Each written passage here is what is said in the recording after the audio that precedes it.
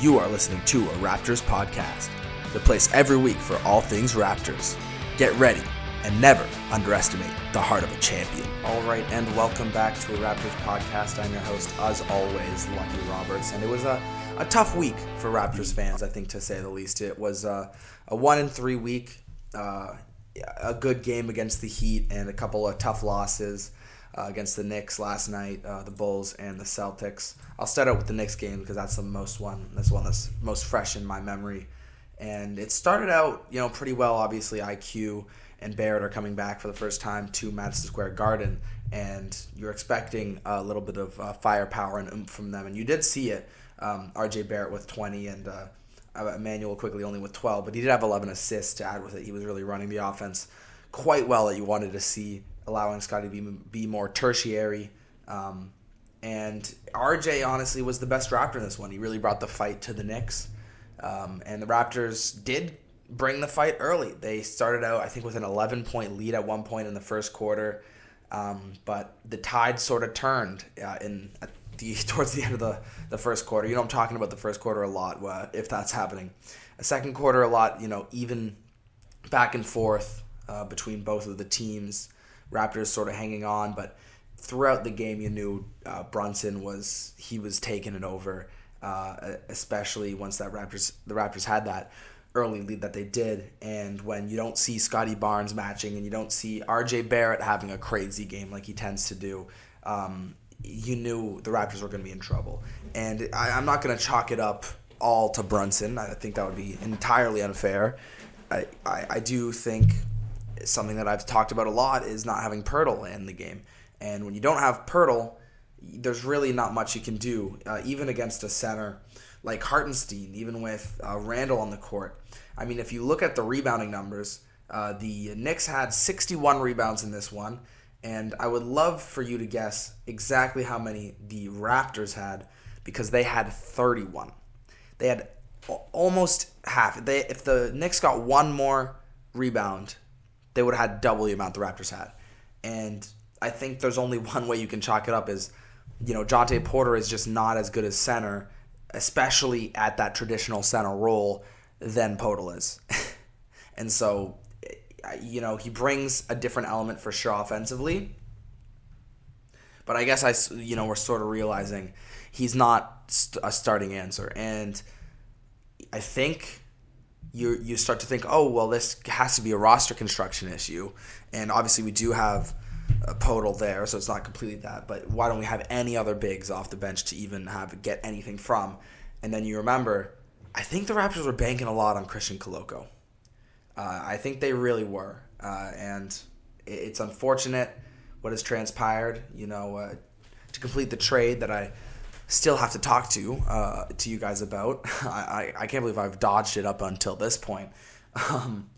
Very upsetting for Raptors fans to see somebody go like that. But to complete the trade, we got in a couple of, we got Nora in, we got Brown in, got some other players.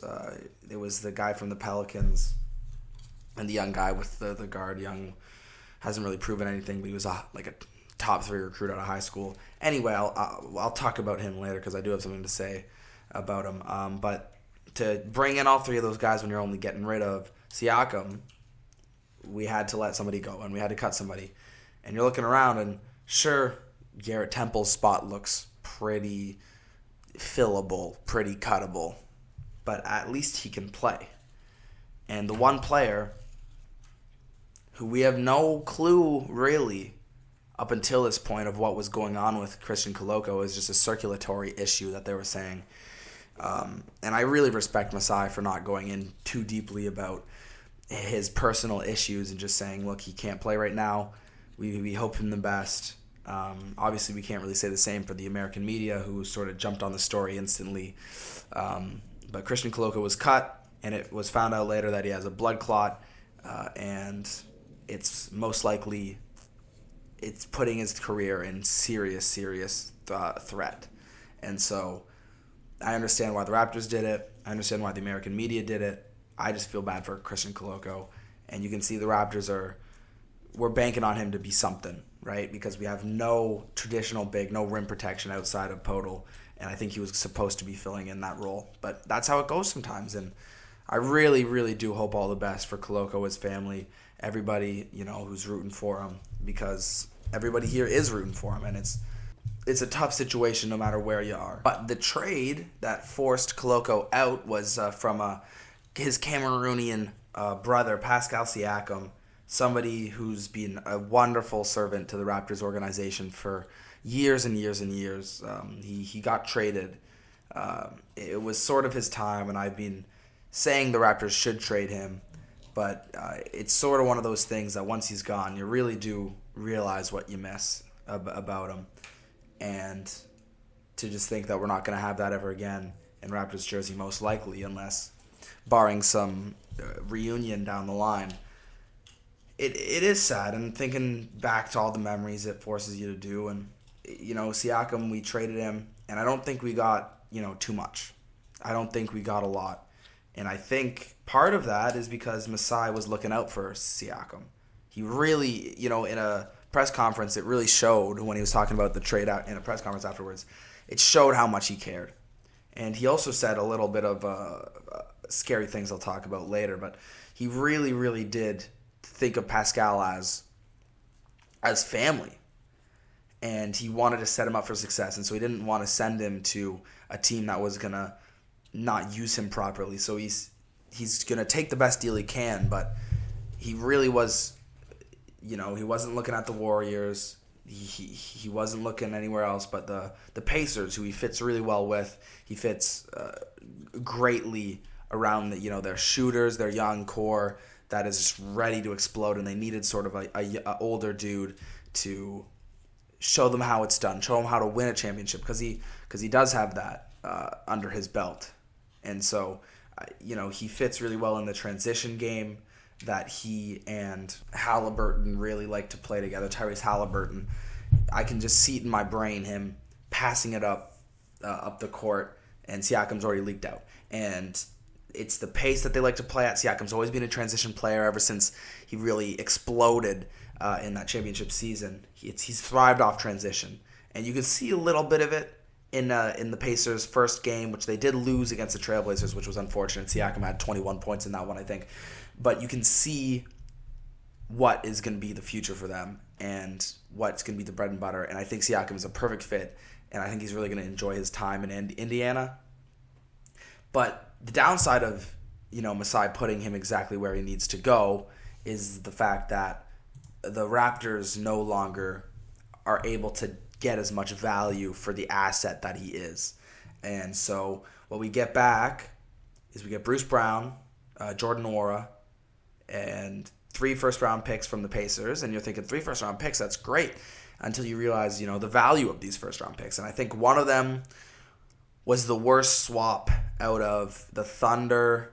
I think it was the Houston Rockets, and I think it was maybe the Pacers as well. One of the 3, whoever had the worst pick out of those 3 teams, that's who the Raptors get. And it's this year, 2024, which is supposed to be apparently not as good of a draft as the past couple seasons has been. So we get the worst one of that. That'll probably be in the 20s. Probably we'll get it from OKC. And so there's that. There's another first-round pick from the Pacers this year. So the loss against the Trailblazers did actually help us a little bit if you think about it in that sort of static way. But the Pacers are going to be good, especially adding Pascal Siakam. They have to figure their stuff out. Pacers, once again, that pick's probably going to be in the 20s. And so you got 2 picks in the 20s and then a pick unprotected in 2026 from the Pacers. And so you're really, really betting on the fact that the Pacers are going to fall off in the next couple years, which is a bet I wouldn't exactly make. And I do see it, a possibility of it happening, but I wouldn't bet my all-NBA player on it, And if you look around, we got a whole lot of nothing if that pick doesn't turn out to be in the top 10. Because Bruce Brown, as good of a player as he is, he's a hustle guy. I think he played some center for the Nets or something when he was on them. He's sort of been everywhere, Bruce Brown, and he's got a sizable contract, And he sort of plays like OG Anunoby. He can play a little bit of 5. He's a great defender. Not as good as OG, not as physical, not as big as OG. But he's a great defender. I think you can see in this next game, he was blocking guys, stealing from their back on their release from the 3-point line. He knows how to defend, but his offensive game is still pretty limited. It's all hustle plays. Chris Boucher. Think Chris Boucher. He's a 32% 3-point shooter. He can, cut and score, but he's not really taking anybody off the dribble. He's not really doing anything. He's not doing anything extra. He's doing everything the opposite of that. And so he's not something you can bank your all-NBA player on. He's going to score 11 points, and that's probably the utmost of what he can do. Maybe 15. Maybe. And he's a great defender. So those picks have to pan out, and 2026, the Pacers have to be bad in that. And then we can talk about it being a decent trade. But otherwise, it's looking like we're going to come out on the bottom end of it. And it seemed like Masai did that seemingly on purpose. But we will have to see what the future holds with the Raptors. And I guess now I've done enough talking about things that are not a game. So we move back to the Knicks. One thing, though, first, before I do that, just to make sure I take even more time away from that, Masai, something he said was something about whether if I'm not here anymore. And we're good. The Raptors are going to be good no matter what, even if I'm not here. And I think if the Raptors let him leave or fire him, God forbid, it would be the biggest mistake that this Raptors team management ever made. I think there's so many things that he does to prop this team up that we don't know. And even though he's had some poor decisions, you forget about the good ones he's had the past couple of years. I do think Jonte Porter has been so far a success. I think Scotty Barnes knocked it out of the park home run of a pick. And a quickly RJ Barrett trade with OG, that was a home run.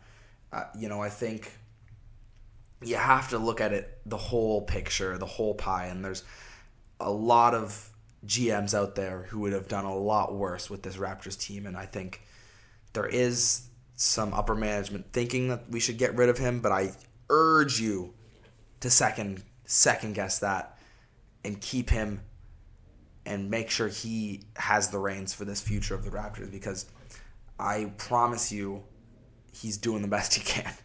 And I don't know if there was a better package out there for Siakam. I really don't. It didn't seem like there were many other teams interested. And he's, proven time and time again he still has it, and he can still make great trades and build a strong team. We just have to give him a little time. And I think the reason he took so long to accept this rebuild is because of his connection to Siakam. And obviously it's what's done is done now, and we will see how this goes moving forward. But he does seem like he has a foot out the door, and that is something that is really frustrating to see, frustrating to hear for a man who's given this team, this city, this country so much. And to see him go would be an outrage. But the Raptors are 1-3 in the last week, and they played the Knicks, and it was, like I said, a dominating performance from Brunson. OG 14, a very regular OG performance, some great defense, plus 20, only 14 points, 7 rebounds. Julius Randle had 16 rebounds, 10 assists from Randle as well, 18 points, 10 assists, mostly going to Brunson, who had 38 points, 9 assists. Their starters dominated, their bench a little less so, but it was still a really tough loss for the Raptors. And nobody really stepped up. RJ Barrett stepped up, I guess you could say, stepped regular. Gary Trent Jr., 16 points is a really good game for him now. He stepped up coming back into the starting lineup, where he seems to play better in the starting lineup. Quickly, 11 assists, I guess that's good, but you'd rather more. You want more from Quickly, especially on his game coming back. And then Scotty, he has an off game, that's fine. He's allowed to have that. He started out pretty well. You expected him to continue it, but then he ends 4 for 14. He did have 7 assists, 6 rebounds, 2 blocks, but only 9 points. You haven't seen that from him single-digit finish scoring in quite a while, so it's unfortunate to see. And then the only other player I can say who I was pleasantly surprised by was Grady Dick, who came off the bench and hit 3 threes, 3 for 6, hit a bunch in the corner, and you start to see him carve out a role for himself. Bruce Brown was fine, I guess, whatever, 8 points. Still expect a bit more. But Grady Dick, -2. That's by far the best on this team. And he had 11 points. Didn't really give us anything outside of those 11 points. But if he can be a 50% three-point shooter every night, that's what we can count on. And that's something we can easily build around. And we can see him in our future. And hopefully he does add a bit more playmaking. He does add a bit more off the dribble. But I will take this, and I will take this wholeheartedly. Because, every team needs a shooter in today's NBA, and he can really stretch the floor. And all of a sudden, you look at the Raptors starting lineup, and RJ Barrett's the worst shooter. Which is crazy for talking, I was talking about the spacing earlier this year when we had Siakam back in, and we had Podol, and, Scotty wasn't as consistent of a shooter as he is now. And I'm thinking, we got 3 non-shooters here in the starting lineup. How is this going to work? All of a sudden, Siakam was hitting threes. Scotty Barnes hitting threes. Podol's out. Our whole starting lineup can shoot threes. RJ Barrett is the worst one out there. And it's a complete switch from what we saw in Nick Nurse's time. And I think it's finally a roster that Darko can coach to his scheme. And obviously, it hasn't really gone to plan. I don't know if we have the talent for it to go to plan at this current step. But we will see, and that's the great part, is now we can see instead of, the excuses. But the Raptors fall to the Knicks in Madison Square Garden. You wouldn't expect to win this one, and it was a tough week. I mean, they played the Celtics. They played the Heat, which they did beat. The Bulls, who have, come roaring back, passing the Raptors in the standings, where the Raptors were, 5 games ahead of them earlier on in this year. And the Bulls are looking better than ever. And so 1-3 is what you're gonna expect, and that's gonna happen from time to time. As I talk about this Bulls game now, it was a one. Toronto was climbing back for most of the game. Bulls had a lead, and it was always like, are the Raptors gonna do a fake comeback, and when? Basically, and we did. It only ended a 6-point game, 2 possession, but you never really believed the Raptors were ever at one point gonna take this one. DeMar DeRozan was really clutch down the stretch. He always does that little pump fake, jump up in the air. Gotcha, I'm going to get an easy foul here now, which annoys me quite a bit. It's honestly it seems like 1,000 years ago since he played on the Raptors. But it was another game where you were missing Podol. And sure, the Raptors only fell by, 4 rebounds if you look at it. But you could see Vucevic with 14, Kobe White with 8, DeMar with 7. Those 3 really were the offense for the Bulls tonight. Each are 23, 24, 24. Vucevic and Kobe White plus 23. They both pretty much matched each other minute for minute. Really great 2-man game they've got between the two of them. And I think that's sort of the explanation for Kobe White's explosion. Obviously, it is a lot to do with him, but he and Vucevic have gotten this great chemistry between the two of them. And Vucevic also piling a bunch of assists. And the Raptors just, as darndest as they tried, as much as Scotty Barnes put the team on his back, and he really did with 31 points, 6 assists, 3 blocks, 3 steals. This one was the only game the Raptors are going to get on TNT all year, and something Charles Barkley said at the beginning is that, it's the Raptors, it's the Bulls, but watch anyway. And as much as Scotty Barnes tried, as much as RJ Barrett tried, it just wasn't enough without Podol. It just wasn't enough without our full team. And if it's not enough against the Bulls, you're struggling. Because Scotty Barnes had a good game. Jonte Porter, I think, had a good game despite, giving up some rebounds. He was a +7. Gary Trent, maybe not so much. Quickly, maybe not so much. But RJ Barrett had a good game. Bruce Brown, 15 points, 7 rebounds. It just wasn't for the Raptors. And this insistence that Thad Young is a center coming off the bench is really, really interesting, because in this one he's a minus 19. If we look at the next game, Thaddeus Young is a minus 11, and he's just not.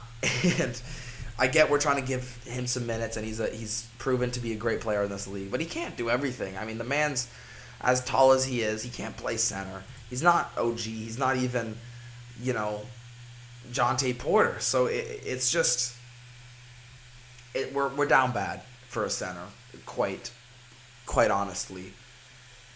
It reminds me sort of the bubble, not the bubble year, the Tampa year. But that's going to be how it goes for a couple seasons, I think. And we have now some pick capital to develop some guys and to really fill out a roster. And so we'll see how it goes. But the Raptors fall to the Bulls, and moving on to the Heat game, in which the Raptors dominated from the beginning. I remember this was the game right after the Pascal Siakam trade. And I'm thinking, I don't know, the Heat are a good team. They got Jimmy Butler. Bam Adebayo's having a great year, and they're all back. And I don't know if the Raptors are really, especially without Siakam, going to compete against a team like this. And the Raptors come out and hang 41 on the Heat in the first quarter, then 37 in the second quarter. Sure, only 16 in the third, and they recovered in the fourth to get the win.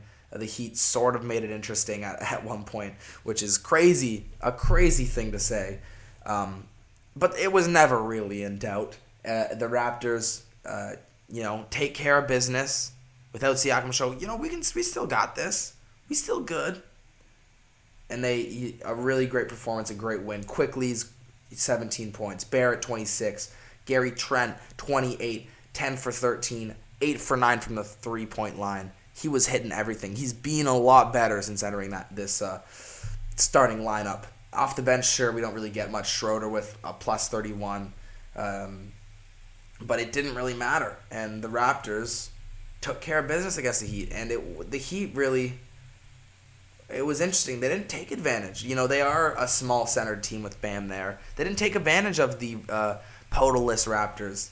And this Raptors team, I think, is pretty good. We're still not, we're not the Hornets. We still have some good players knocking around. It's just we're missing specific things that can make this team bring them up into a upper echelon. And so if we play a team that we have the players to play against, if that makes any sense, then we can do a damn good job of it. And you saw it right here against the Heat, and the Raptors win at home, and it was a great feeling just to see the Raptors dominate a team once again, especially when you're not expecting it. I do wish the crowd was a bit louder when we were dominating them. It seemed pretty quiet in Scotiabank Arena, but I guess that's going to happen. That's how it goes sometimes, and it was a great feeling, great win. Raptors started the week out pretty well. The game before, Siakam's last game as a Raptor, he put up 17 points against the Celtics. The Celtics defense really just shut down the Raptors. Tatum with 14 boards, Al Horford with 11. Al Horford, if he's getting a bunch of rebounds on you, what are you doing? And the Celtics continued to be the best team in the East, and maybe the best team in the league even, arguably. It was, once again, one of the worst games of Scotty Barnes' season, really. He did have 13 boards, and that's what I love about Scotty, is even if he's going to give you 10 points, 9 points, he's still going to throw in 13 rebounds or 8 assists or 3 steals and 3 blocks or something crazy like that to keep you entertained. He impacts the game in every single way. And the 4 turnovers you're going to have, and he's going to figure that out. But we're not competing with the Celtics. And to only lose by 9, I think, is probably where you expect to be with this roster construction, even with Siakam. Because Tatum, Porzingis, Holiday, White, they're all just such quality players. And the Raptors hung around for as long as they did in this one, as long as they could. But the Celtics ended up, punching through the finish line, getting a win. The Raptors offense just really didn't show up enough. Sure, RJ and Quickly, great two-man game between the two of them in this one. But it wasn't enough, and it was the last Siakam game ever in a Raptors jersey. He ends his legacy at home against the Celtics, just like in that series in the bubble where he got kind of clowned on by the media. And I think he's going to get this, the last revenge, I think, in this upcoming, in the future. I think the Pacers have a really bright future with him, and I can't wait to watch it. It feels sad because it's not with the Raptors. But that's going to do it for me for the Raptors section of this podcast. I'm going to quickly go over the rest of the NBA landscape, and then I'm going to have you guys on your way. So I will see you guys in a second. All right, so I am back here to talk about the NBA landscape. And as we look, once again, as I always say every week, it's part of my weekly schedule, I guess you could say. The Boston Celtics are the top of the East. And the Bucks and 76ers right below. 76ers on a 5-game win streak. All three of these teams in the last 10 have not actually been as dominant as you would have expected. The Bucks being 5-5, 76ers and Celtics 6-4 each. And the Cavs, Knicks 8-2, really bringing themselves up, trying to join that pack at the top. For me, it's always interesting to look around and see how teams have the story throughout the season, because a team like the Cavs, who struggled out earlier on in the season, really humming around 500, and a 7-game win streak, exploding themselves up the standings. And who knows, maybe 2 weeks from now, their story is going to be changed, and the whole outlook on the season, the whole media outlook on this team and these players is going to be completely different. But it's so interesting to see how people talk about these teams just because of why and when their run happens, because at the end of the season, I feel like it's going to be a lot more, chalk to what we thought it was going to be at the beginning of the year. But because, any given Sunday, anything can happen, you see this talk about teams being better than they actually are, just because they won their games early on, and everybody, that's what everybody thinks of those teams now. Like the Pacers are now outside of the playoffs. The Magic, who were, trying to fight into those top 3 spots earlier on the season, they're 3-7 in their last 10. They're now 22-20, probably around where you expected them to be. And so it doesn't really matter when you make your run. It's just interesting because the commentary surrounding these players, especially in those talk shows, those daily talk shows, is completely different. It was like, is Paolo the next blah, blah, blah, and now you look a couple weeks later and they're 22-20 and nobody's talking about Paolo. Nobody's talking about the Magic in a, important way, and they've fallen down the standings. And you see the Bulls, who started out really slow, and they've sort of climbed their way back up. And so it's really interesting to me because that's just, that's basketball. But it's interesting when you put basketball into a business and what really comes out of it when you need to talk about these teams every single day. And so, you look around, the Hawks sort of have stayed where they've been all season. The Brooklyn Nets and Raptors also in that little group with the Bulls, but the Bulls are trending up. Magic, Pacers trending down. Heat probably being where they've been the whole time. Knicks, same way, even though they did go on a bit of a run with OG coming here, 8-2. But it's interesting, and we knew obviously Hornets, Pistons, and Wizards. That's where they are. But I think this bottom 5 is starting to solidify itself. Maybe the Nets jump in against the Hawks, over the Hawks, and get in. But I think we can sort of, and I know I'm saying this after just saying how much it's going to change and all that, but I don't think the Raptors are going to do much winning with the weeks that we've seen and losing a bunch of players, already being a horrendous team without Siakam, without OG Anunoby. And the Nets, I can say, a similar thing. They have not really been too good, even though they had some good stories throughout their team. It's just not really enough. As we move to the Western Conference, as I've been saying, LA Clippers. It started out, it was a little worrying. All of a sudden, 8-2 in their last 10. Timberwolves, Thunder, Nuggets, all 6-4. So it's really constantly changing and constantly moving. Sacramento Kings, at one point, were up there, lost 4 in a row.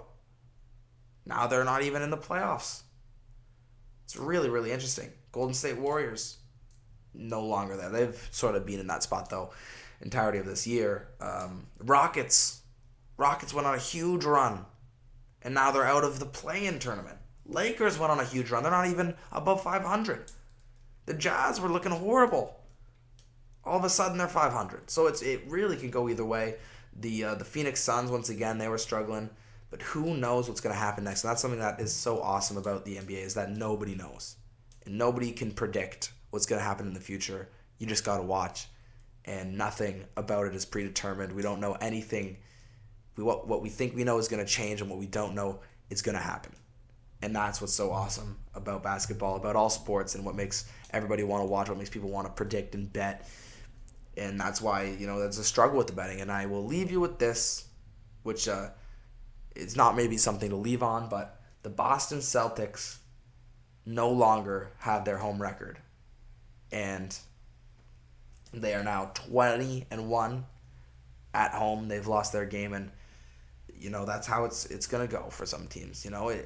Any given Sunday, anything can happen. And there was maybe one point you were thinking, well, they're never going to lose at home again. Obviously, that's probably the wrong thought to have, but there is that little belief in you, and that there is that little hope, and that is how everybody watches, and that's what makes everybody inspired to see the basketball, and it's really a joy to be a part of. And so I want to thank you guys for listening to this podcast. As always, I'm going to be back next week to talk about the Raptors as they play their games. And, thank you so much for listening. Follow me on Twitter. Do what you got to do. And I'll see you guys next week. Thanks as always. And bye.